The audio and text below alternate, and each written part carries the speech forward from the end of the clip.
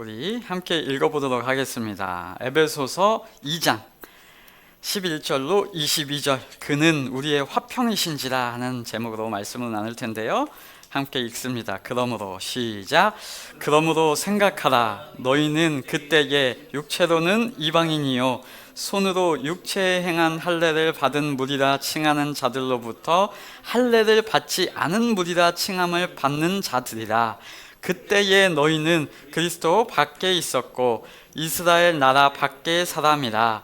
약속의 언약들에 대하여는 외인이요 세상에서 소망이 없고 하나님도 없는 자이더니 이제는 전에 멀리 있던 너희가 그리스도 예수 안에서 그리스도의 피로 가까워졌느니라. 그는 우리의 화평이신지라. 둘로 하나를 만드사 원수된 것 곧 중간에 막힌 담을 자기 육체로 허시고 법조문으로 된 계명의 율법을 폐하셨으니 이는 이 둘로 자기 안에서 한 새 사람을 지어 화평하게 하시고 또 십자가로 이 둘을 한 몸으로 하나님과 화목하게 하려 하심이라.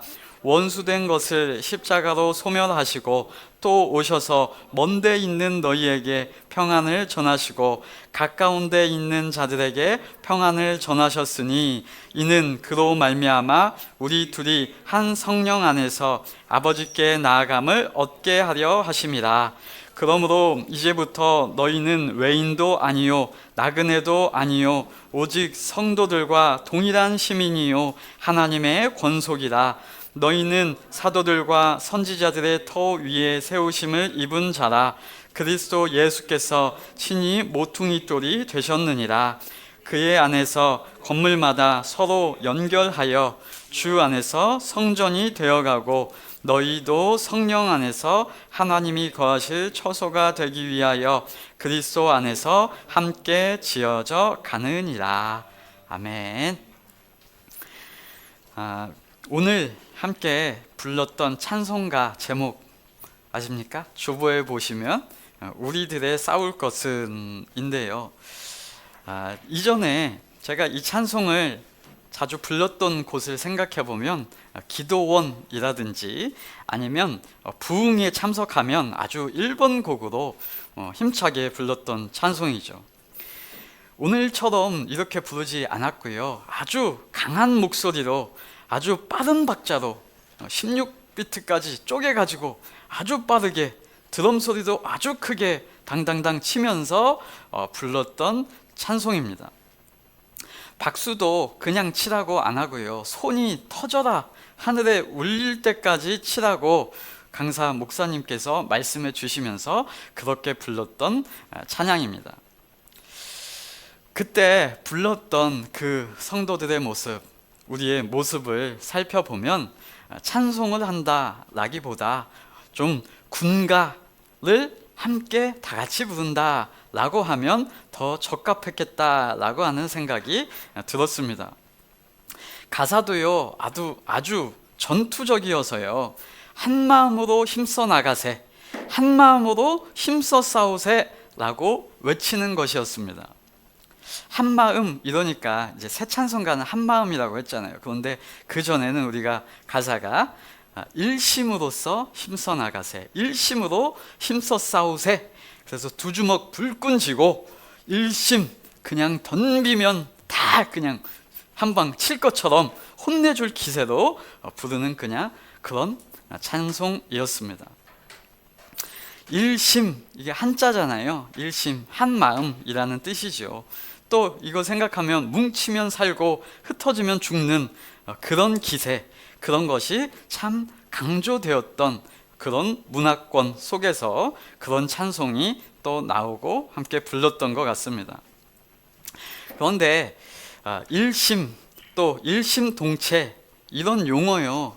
제가 일심을 한자를 다시 한번 확인해 보기 위해서 일심 딱 치니까 가장 먼저 나오는 것이 어떤 용어인 줄 아십니까? 불교의 대표적인 용어로서 이렇게 딱 나오더라고요. 그래서 다른 종교에서도 이런 용어 많이 쓰고요. 특히 또 일심하면 저는 예전에 TV에서 경찰서에서 많이 봤던 모습이 떠오릅니다. 여러분 아세요? 조직적으로 폭력을 사용하는 집단이 오른쪽이나 아니면 등판이나 한자로 일심 해가지고 이런 단어를 문신을 해서 붙여놓는 그런 문양이 기록되곤 했었죠. 일심. 여러분, 일심 이게 나쁜 의미가 아니잖아요. 좋은 의미고요. 어느 곳에서나 사용할 수 있는 한 마음 한 뜻 되어 살자. 그거 정말 좋은 의미인데 정말 중요한 것은 뭐와 일심이 되고 어떤 마음으로 한 마음이 되는지가 참 중요하다라는 생각을 했습니다. 왜요? 조직적으로 폭력을 사용하시는 그분들도 일심을 외치고요. 다른 타종교들도 일심을 외치기 때문입니다. 기독교도 일심을 얘기하는데 뭐와 일심이고 뭐와 한 마음이 되는가, 그것을 강조해야 하겠다라는 생각이 들었습니다. 네, 찬송가에서도 일심으로 한 마음으로 힘써 싸우자라고 하는 대상이 있습니다. 대상. 우리가 일심으로 싸우자, 일심으로 대적하자라고 하는 대상이 있는데 그게 바로 어떤 대상입니까? 뒤에 나오죠. 마귀들의 군사들과 싸우자라는 겁니다. 자, 그러면 마귀들의 군사들과 싸우려면 어떻게 싸워야 할까요? 두 주먹 불 건지고 한 손에는 방패, 한 손에는 무기를 들어.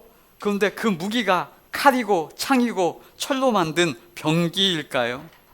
덤비면 다 죽인다, 이 강한 마음 일심을 머리에 띠에 묻고 긴장하면서 눈에 빨간불을 켜고 달려드는 것, 그것이 마귀들과 싸우는 방법일까요? 그렇게 하면 그 마귀들을 다 무찔러서 이길 수 있는 건가요? 또 기독교 집단에서 뭔가 일심으로 우리가 그 대적을 물리치자 하면서 특정 종교 집단에 쳐들어가서 그 종교를 믿는 자들을 다 치고 죽이고 이기는 것이 바로 잘 싸우는 것일까요? 결코 그렇지 않다는 것입니다. 그렇게 되면 그것은 마귀들과 싸워서 이기는 것이 아니라 마귀들과 싸워서 지는 것이 되는 겁니다. 마귀의 종이 되어버리는 것입니다. 여러분, 사람끼리 싸우면요, 승자는 없고요, 승자는 마귀고요, 양쪽 다 사람이 지게 되는 것입니다. 마귀 사탄만 낄낄거리면서 승리했다라는 것입니다. 아이들 둘 다 싸우면 둘 다 상처고 둘 다 아픔입니다. 그런데 그때 제일 좋아하는 거 마귀 사탄의 권세죠. 여러분, 우리는 이미 알고 있습니다. 이미 찬송가를 불렀습니다. 우리들의 싸울 것, 혈기로 싸우는 것 아니고요, 육체하고 싸우는 것 아니고요, 마귀의 권세, 즉 죄의 원리와 싸우라는 겁니다.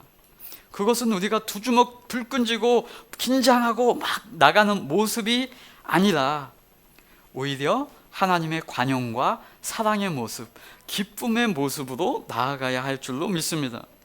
그것은 쇠로 된 갑옷을 입고 싸우는 것 아니고, 강철 검, 무기를 단련해서 싸우는 것 아니고, 복음의 말씀의 검을 들고 나아가자, 즉 말씀으로 나아가자라는 겁니다.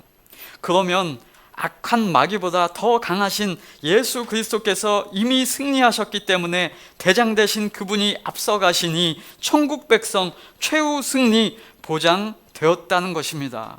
할렐루야죠. 그럼 그 찬송도 우리가 부르는 자세가 어떻게 바뀌면 훨씬 좋겠나 제가 생각을 해봤어요.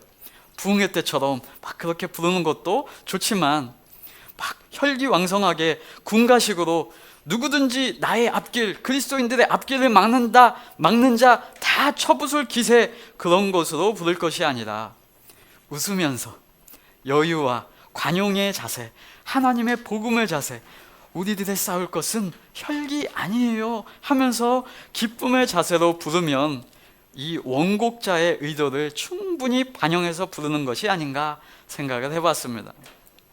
네, 기억하시자고요. 우리의 대적은 옆에 있는 사람 아니고, 옆에 교회 아니고, 다른 종교 아니고, 다른 나라와 싸우는 것 아닙니다. 성도의 대적은 오직 하나, 죄의 권세, 사탄의 세력, 우리 마음 가운데 역사하고 오늘도 싸워야 하는 죄의 원리와 싸워야 하시는 것인 줄 기억하시기 바랍니다. 싸우는 방법도요, 세력 대결 아니고 힘겨루기 아니고 어떻게 싸워 이겨요? 복음으로, 말씀으로 나아가는 것입니다. 그러면 당연히 따놓은 승리, 결과는 승리로 이미 주어져 있습니다. 사랑과 희락과 화평과 그 모든 성령의 열매가 주렁주렁 맺히게 될 것입니다. 그것을, 이 하나님의 원리를 알지 못했던 유대교 집단은 자신들이 어떤 존재인지 오해했고요, 하나님의 선택을 오해하고 왜곡해서 유대교라는 종교 집단을 만들었습니다.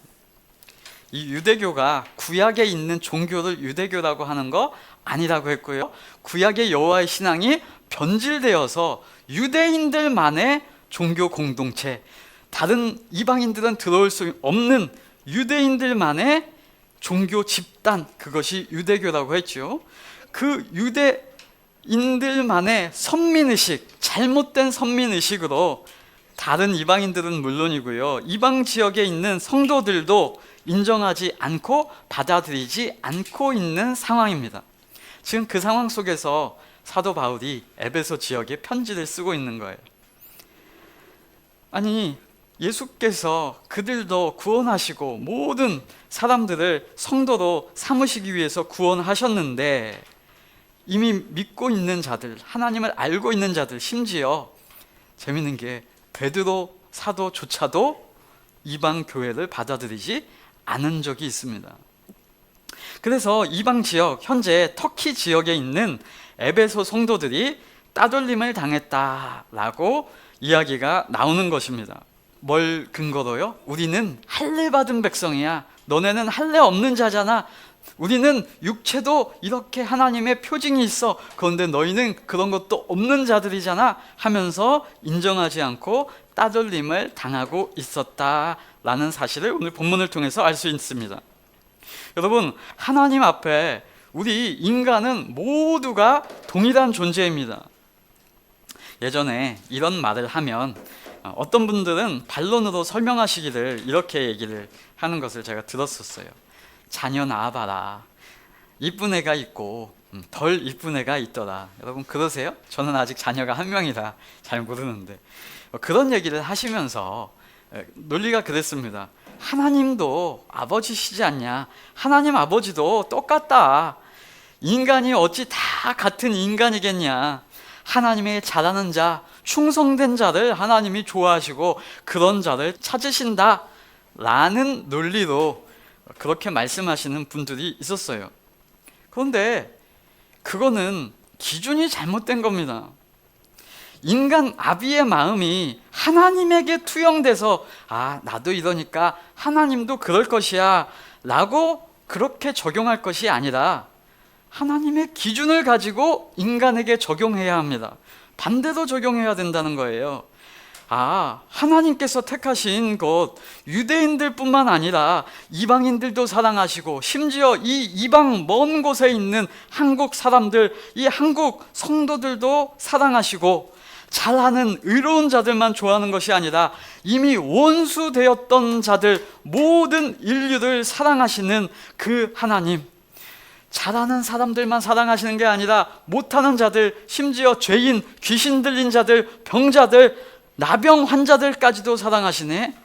와, 우리도 그 하나님의 마음을 받아서 자녀들을 그런 마음으로 사랑해 주어야 하겠네. 이렇게 적용해야 방향이 맞죠. 나의 마음에, 나의 기준에 하나님을 적용할 것이 아니라 반대로 하나님이 활동하시는 것에 우리 마음을 적용해 나가서 내 마음이 저 아이가 더 이쁜 것 같네 할 그런 생각이 들어올 때, 아니야, 하나님이 나도 사랑하신 것처럼 우리도 그 모든 아이를 하나님의 마음으로 사랑해 주는 것, 그렇게 적용해 가야 할 줄로 믿습니다. 반대로 적용을 하면 하나님을 내 수준으로 낮춰버리는 것이 됩니다. 그런데요, 그런 말들이요, 참 설득력이 좋아요. 저도 그런 말에 설득이 됐었어요. 그래가지고 하나님 마음에 이뻐 보이려고, 그래야 하나님이 나를 더 사랑해 주시겠지? 그러면서 속으로 생각을 많이 했죠. 쟤보다는 나를 더 사랑하시겠다. 시기를 만들어내는 말을 제가 듣고 설득이 되었더라고요. 그래서 그러면 안 된다. 그러면 안 된다. 그런데 그런 게 설득력이 참 좋습니다. 왜요? 익숙하잖아요. 우리 죄의 마음에 익숙하고 죄인에 쩔어 있는 그런 생각에, 세상이 나를 판단하는 그 기준에 너무 익숙하니까 나도 그런 마음이 들고 성경도 그런 식으로 적용이 되더란 말입니다.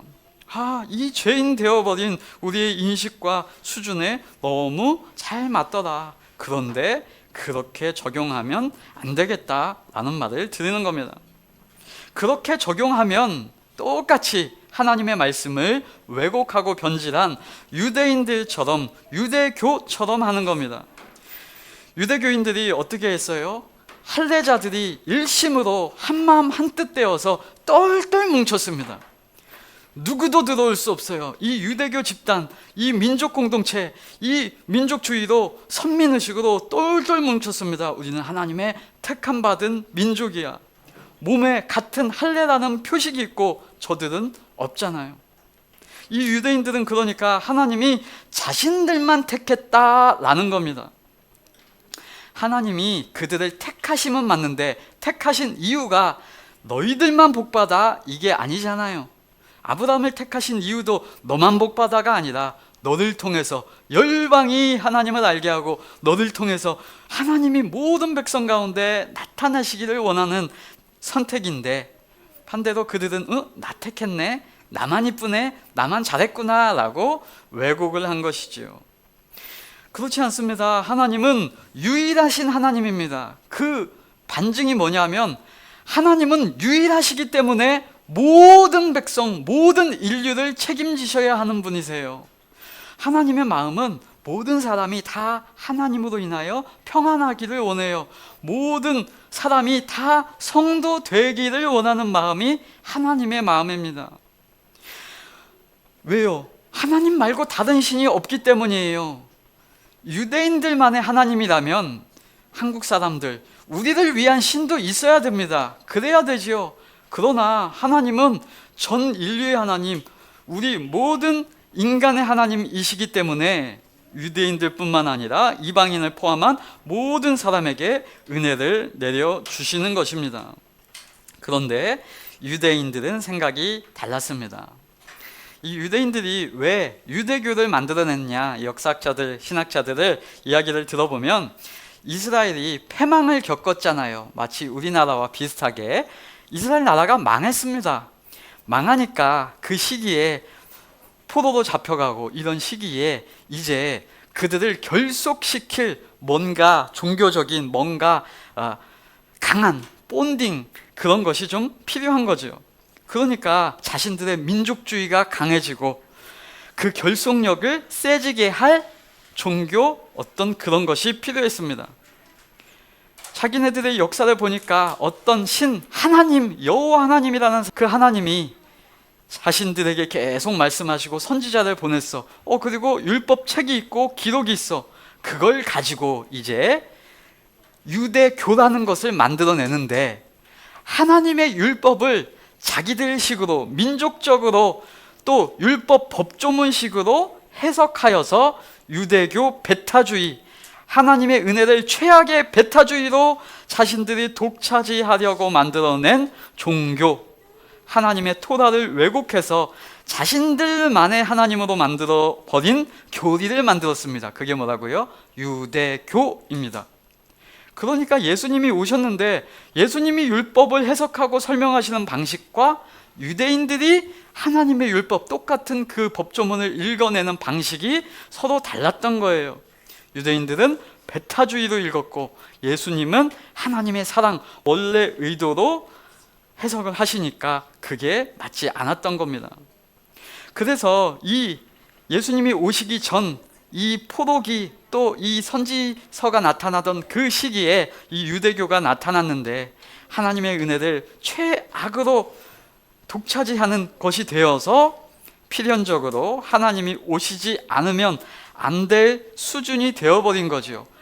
그런 때가 참에 예수 그리스도께서 오셔서 구원의 사역을 행하시는 겁니다.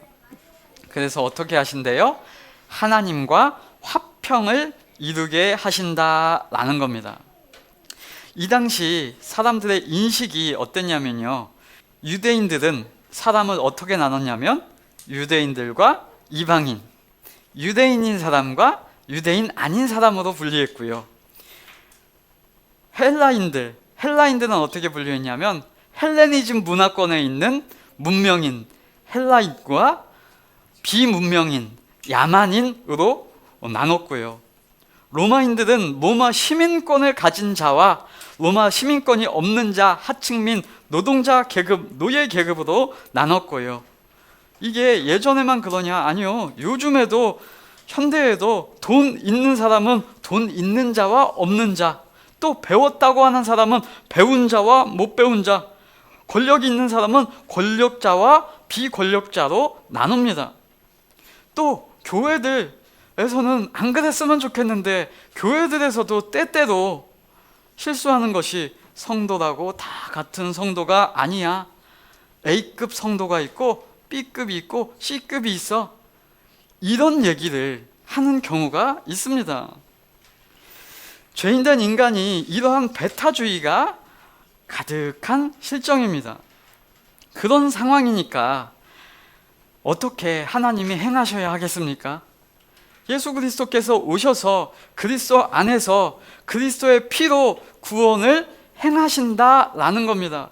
그래서 어떻게 됐어요? 이 에베소 성도들, 또 우리들도 이전에는, 그때에는 그리스도와 상관이 없었고 이스라엘 공동체에서 제외되었었고 약속과 언약과 무관한 외인으로 그렇게 분리된 자였는데, 세상에서 아무 소망 없이 하나님도 없이 살았었는데, 13절이 그것을 정리해 줍니다. 여러분이 전에는 하나님에게서 멀리 떨어져 있었는데 이제는 그리스도 예수 안에서 그분의 피로 하나님께 가까워졌습니다 라고 성경이, 사도 바울이 선언해 주는 겁니다. 그래서 예수님이 우리의 화평이시요 우리의 평화입니다 라고 이야기합니다. 여러분, 이 말이요 정말 이 초대교회 때 사회적 분위기로 봐도 아주 센세이션적인 말인 겁니다. 유대인들이 이 글을 읽으면 어떻게 느낄까요? 아니, 뭔 소리야. 당연히 유대인과 이방인의 차별이 있고 다름이 있는데 뭐야, 하나님 평화를 이루고 하나님이 그들과도 가까이 하신다고? 뭔가 개혁적인 말인 거고요. 또 이 초대교회 사회 분위기적으로 봤을 때도 유대인들은 저 이방인을 아주 못 잡아먹어서 안달이었는데 예수 그리스도로 인하여 그들이 한 공간에서 함께 떡을 떼며 같은 테이블에 앉아서 서로 식사하며 말씀을 나누고 있다니요. 한 가정에 모여서 같이 떡을 떼며 말씀을 나누고 교회를 이루어가는 그 모습, 그 현장이 정말로 센세이션한 겁니다. 예전에 우리나라에 기독교가 처음 들어왔을 때 그랬대잖아요. 처음 기독교가 딱 들어와서 예배를 딱 드립니다, 모이세요 해서 전도되어져 온 사람들이 딱 왔는데, 저기 지주가 오셨어. 저 땅에 지주가 딱 왔는데, 다음 주에 전도되어서 왔는데 저기 지주에 밥 가는 사람이 옆에 와서 딱 앉아 있는 겁니다. 같이 식사합시다, 말씀 나눕시다 한 공간에 모여서, 아니 저 천민과 저 집 주인이 서로 같이 하나님을 찬양하며 예배하는 모습이라니, 이 모습이 이 유교에 꽉 찬 사람들의 생각으로는 우와, 정말 저게 뭔가 하는 겁니다. 헬라 문화권 로마의 시민권자가 앉아있고, 옆에서는 다른 나라 외국인이 딱 모여서 앉아있고, 에티오피아인이 딱 앉아있고, 검은 사람, 붉은 사람, 노란 사람 다 모여서 하나님을 찬양하는 자리에 모여있다. 와, 이게 뭐야? 이 풍성함, 이 다양성, 이 하나님을 찬양하는 이 혁신적인 모습, 그게 바로 평화 그 자체인 겁니다. 그것이 무엇으로 가능해졌다? 우리의 화평이신 예수 그리스도. 그 둘로 나뉘어진 것을 하나로 만드셨다라는 겁니다. 자꾸 사람들은 나눠요. 저런 사람? 이런 사람? 나는 아니야. 이런 배타성이 들어올 때 하나님은 선언하시는 겁니다. 모두가 하나님 안에서 통일되게 하려 하십니다. 1장에서 읽었죠. 그 통일의 비밀이 뭐예요? 교회를 말하는 것이었고, 유대인과 이방인을 하나로, 헬라인과 야만인을 하나로, 차별이 사라지고 연합과 일치가 구현되는 교회가 나타난 것입니다. 다른 표현으로 막힌 담이 허물어졌다. 제가 군대에 딱 가니까 제일 처음으로 하는 게 뭔지 아세요? 선임이 저를 딱 불러요. 정승주 이병 이리 와봐. 그래놓고 저한테 말하는 게 그거였습니다. 고참한테 말 걸지 마. 고참한테 말을 걸지 말래요. 누구한테만 말 걸 수 있습니까? 바로 한기수 위에 있는 고참한테만 말을 걸 수 있어요. 말도 아무거나 하면 안 돼. 5가지 말만 해. 뭐 이런 게 있었어요. 요즘은 안 그럴 겁니다. 그런데 왜? 담을 확 쌓는 거죠. 들어가자마자. 왜? 나는 높고 너는 낮아. 그러니까 말 걸지 마. 너 따위 이병 나부랭이가 나에게 말 걸 수 없어. 네. 이런 인식들이 사회 조직과 모든 사람들의 생각 속에 많이들 있어요. 예전이나 지금이나. 그러니까 예수님이 오셔서 막힌 담을 허시고 하나님께 나올 수 있는 담만 허르신 게 아니라 사람들 간에, 상호 간의 담도 차별도 없애 가시는 겁니다. 그러니까 뭐가 돼요? 소통이 되죠. 제가 병장이 되고 나서 제일 먼저 한 것이 뭔지 아십니까? 야, 이병들 말 막지 마. 왜 웃지 말라고 해? 웃어. 괜찮아. 말 걸고 싶으면 얘기해. 아유, 그때 하나님의 원리가 있었나 봐요. 네, 그래서 왜? 소통해야죠. 언제든지 얘기해라. 누구든지 얘기해라.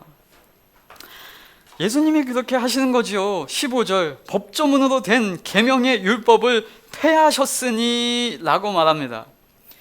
여러분, 제가 수요일 날 하나님은 명령하시는 분이 아니다. 법조문으로 법을 내려주시는 것이 아니다. 창세기 1장 2장에 하나님이 인간에게 명령하신 게 아니라 하나님의 권위, 그것을 내세워서 선언하시고 명령하시고 딱 법을 만드신 게 아니라 하나님이 인간에게 좋은 정하심을 선언해 주셨고 인간에게 대한 권면을 말씀해 주셨고 하나님이 복을 주시고 은혜를 주신 것이다 라고 말한 거예요. 그래서 왜요?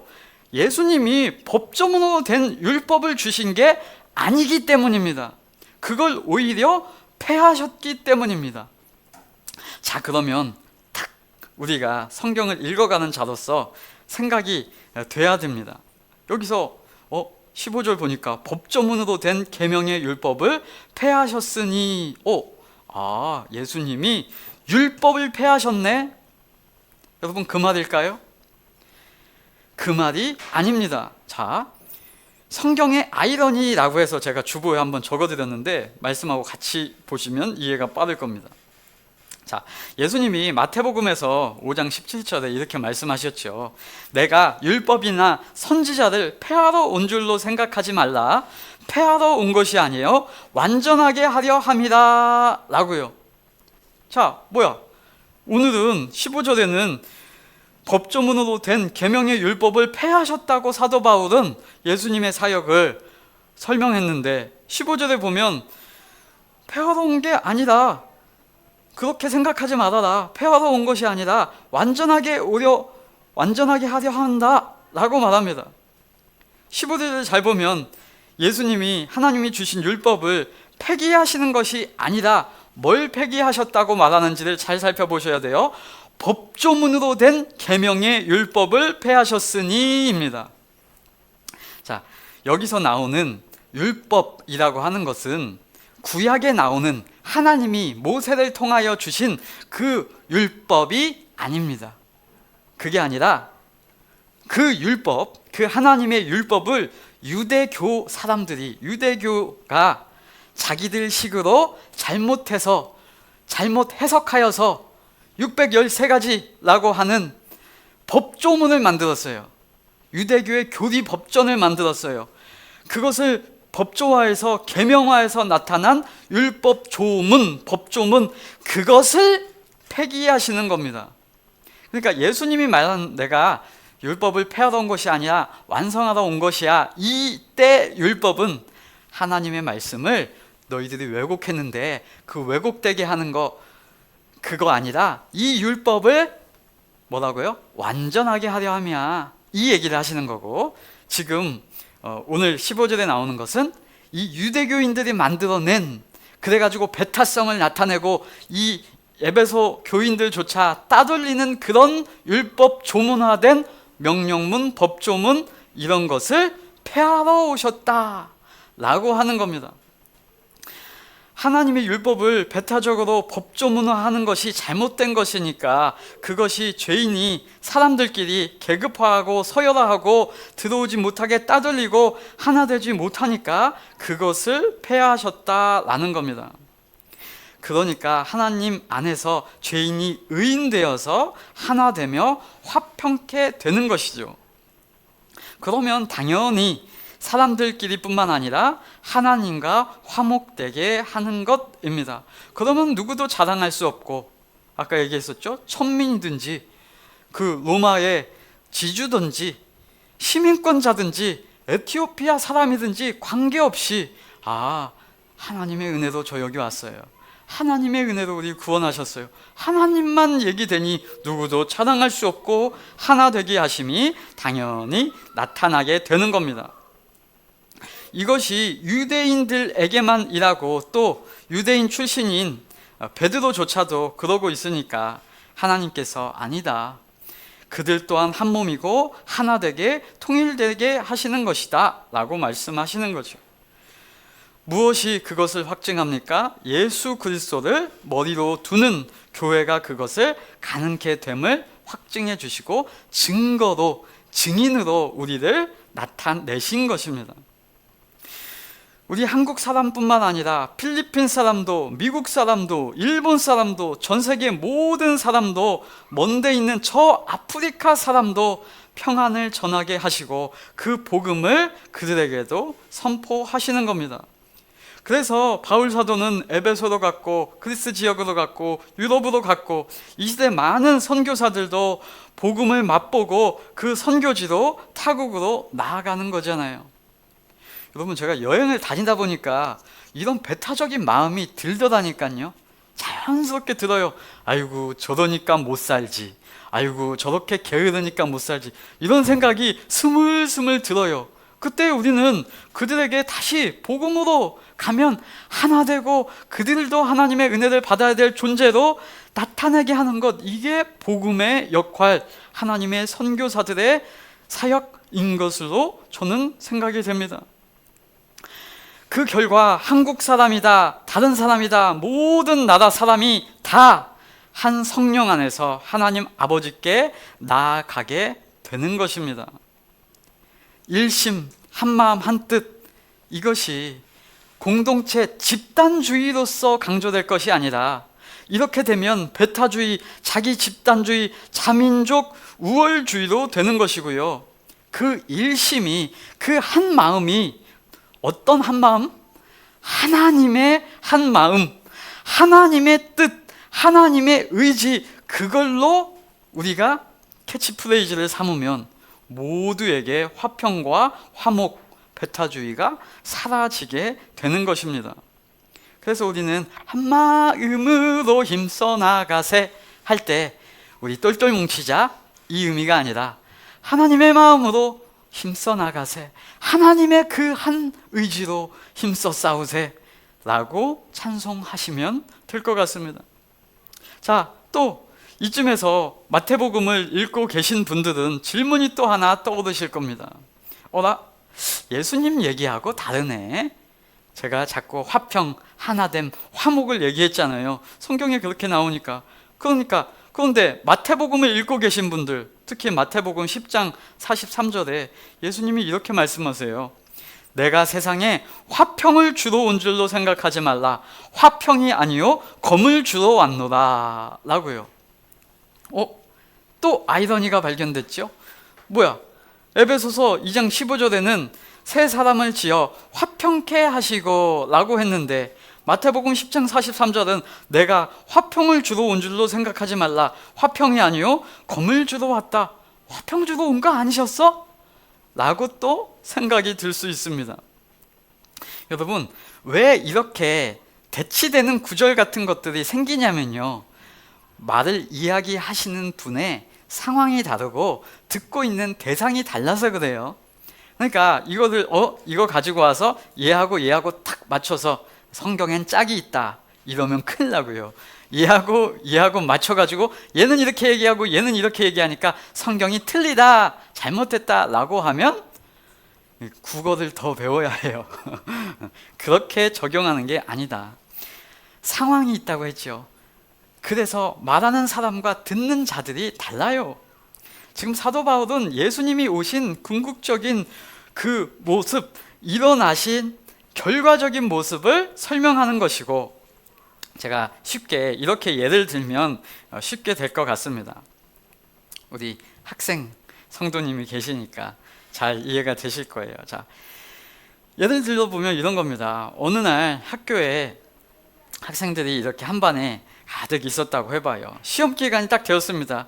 그날 선생님이 오셔서 한 가지 광고를 하셨습니다. 오늘 학생들, 오늘 시험이잖아요. 시험 보는데 오늘부터 학교에서 지침이 내려왔습니다. 무감독 시험을 보겠습니다 라고 하고 선생님이 시험지 딱 나눠주고 나가셨어요. 그때 이 학생들이 그 순간 모두가 한 사람도 빠짐없이, 반 아이들이 30명이었는데 똑같이 한마음 한뜻 되었습니다. 일심동체가 되어서 한마음으로 탁 떠올리는 생각이 뭐였는지 아세요? 아, 무감독 시험, 감독찬 자가 없고 CCTV 없고 아무것도 없고 선생님도 없고 감독자가 없으니까 뭐 하자? 컨닝하자. 책상 밑에서 딱 꺼내가지고 컨닝을 결심하는 마음이 있었습니다. 일심이 된 거죠. 그래서 반장이, 주도자가 얘기합니다. 야, 다른 반 애들한테는 이거 말하지 마. 우리 반끼리 똘똘 뭉쳐서 다 컨닝하는 거 내가 용인해 줄 테니까 다 컨닝해. 그리고 우리 일심동체되어서 비밀로 하자. 하나로 뭉친다. 다른 반 애들은 몰라도 우리는 다 같이 해가지고 1등 된다. 이렇게 생각한 거예요. 여러분, 이거는 한마음 되어서 어떻게 되었어요? 그 반 전체가 똑같은 마음을 가졌기 때문에 아주 평화롭죠. 화평이 가득하죠. 모두가 죄된 마음으로 뭉쳐서 표면적으로 화평한 것처럼 보입니다. 그러나 그것은 파멸로 가는 길이죠. 성적은 나중에 뽀록날 것이며 드러나고 밝혀져서 모두가 큰일 날 일을 하고 있는 겁니다. 그런데 그때 갑자기 어떤 아이, 샘플인 아이에게 한 영이 임하더니, 생각이 바뀌더니, 새 마음이 생기더니 얘기합니다. 반장, 그렇게 하면 안 되잖아. 우리 컨닝하지 말자. 그 순간 반 아이들 사이에 뭐가 깨졌어요? 화평이 깨졌습니다. 그 말이 내가 화평을 주러 온 줄로 생각하지 말라, 검을 주러 왔노라, 그 말이에요. 똘똘 반 아이들끼리 일심이 된 화평이 깨졌고, 친구와 친구가, 시아버지와 며느리가 가정 간에 불화같이 생긴 것처럼 보입니다.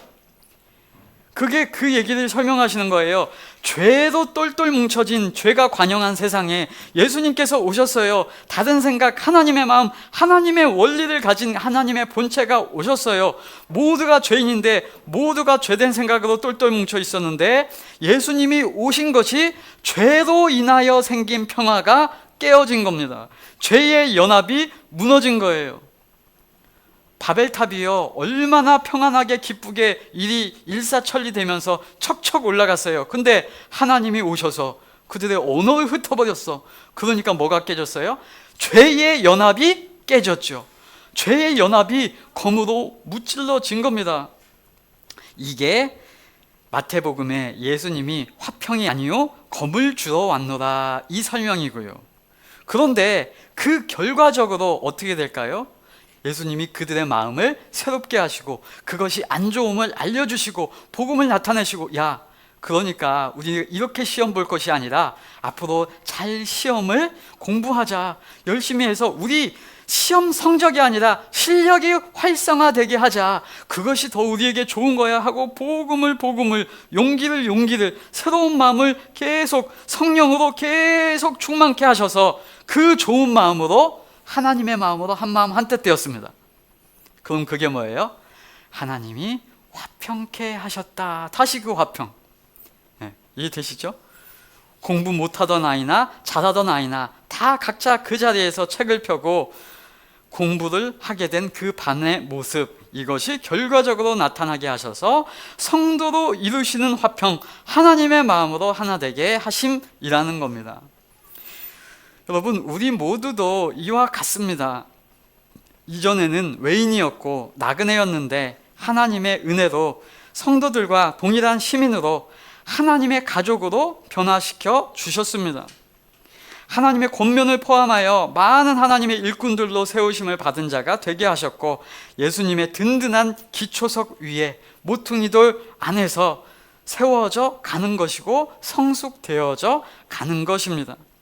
그래서 저와 여러분을 건물에 비유하여서 건물 전체가 하나하나 연결되어서 한 건물, 하나님의 거하시는 성전, 교회의 모습으로 성숙돼 가는 것입니다. 지어져 가는 것입니다.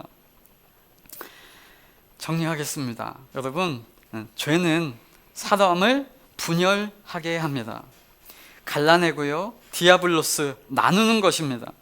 그래서 하나님은 죄와 반대되는 사역을 하시는 거죠.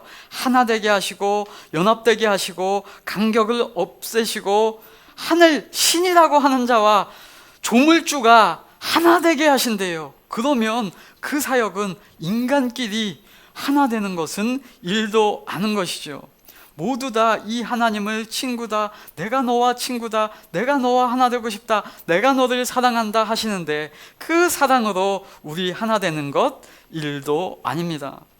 막힌 담을 허물고 이어주고 하나님 안에서 하나 되게 하시는 겁니다. 우리는 죄의 원리로 급 나누기 할 것 아니라 급 자체가 없음을 알게 하시고 모든 자가 죄인이었는데 모든 자를 하나님의 성도 삼기를 원하시는 그 하나님의 마음을 아셔서 자랑할 수 없음을 알게 하셔서 인간이 화목하게 하시고 하나님과 화평케 하시는 겁니다. 우리는 이제 이 하나님의 화목케 하시는 사역을 아는 자로서 날마다 하나님과의 화평을 누리시고 우리 마음 가운데 쓴뿌리가 올라올 그때에도 하나님의 은혜를 아는 자로서 늘 화평을 택하시고 성도됨을 알아 평안 가운데 기쁨으로 살아가시기를 예수님 이름으로 축복합니다.